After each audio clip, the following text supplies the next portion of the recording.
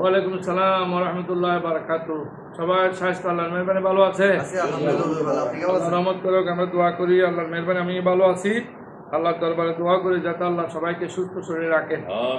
আজকে আমাদের হলো কিতাবুত তিব, চিকিৎসা সম্পর্কে। আমরা চিকিৎসা কীভাবে নেব, চিকিৎসা নিব কিনা। অনেক মানুষ চিকিৎসা না নিয়ে আল্লাহর উপর তাওয়াক্কুল করে বসে থাকে যে আমি আল্লাহর উপর তাওয়াক্কুল করছি। তো চিকিৎসা নেওয়াটা আল্লাহর উপর তাওয়াক্কুল করার বিরোধী নয়। চিকিৎসা নিতে পারবে, চিকিৎসা নিলে ভালো, ও চিকিৎসা নিতে হবে।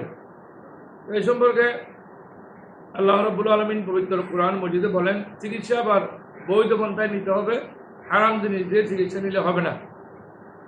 তো রব্বুল আলামিন ইরশাদ করেন ওয়াইদা মারিতু ফাহুয়া ইয়াশফিন, যখন আমরা অসুস্থ হই, আমি যখন অসুস্থ হই তখন আল্লাহ রাব্বুল আলামিন আমাকে সেবা দান করেন। তো অনেকে বিভিন্ন জটিল কঠিন রোগের আপনার চিকিৎসা পাই না, কি দিয়ে চিকিৎসা করবে ওটার চিকিৎসা ওষুধ আবিষ্কার পাই না বা ওষুধ পাই না। তাহলে আমরা দেখি আল্লাহ রাব্বুল আলামিন ইরশাদ করেছেন মা আনজালাল্লাহু দাআন ইল্লা আনজালাল্লাহু শিফাআন। আল্লাহ রাব্বুল আলামিন এমন কোনো ওষুধ আল্লাহ রাব্বুল আলামিন এই পৃথিবীর মধ্যে দেন নাই, যে দিয়েছেন যেটা রোগ দিয়েছেন, অর্থাৎ যত প্রকারের রোগ দিয়েছেন তত প্রকারের ওষুধও আছে। এখন আমরা অনেকে এইডস রোগের ওষুধ খুঁজে পাই না বা ক্যান্সার রোগের ওষুধ খুঁজে পাই না।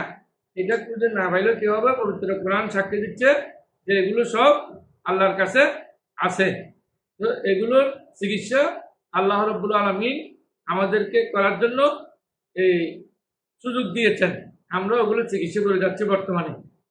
তো সুতরাং এই চিকিৎসা বিজ্ঞানের যা আমরা এখন পেয়েছি ওগুলো আমরা আমল করবো ইনশাআল্লাহ।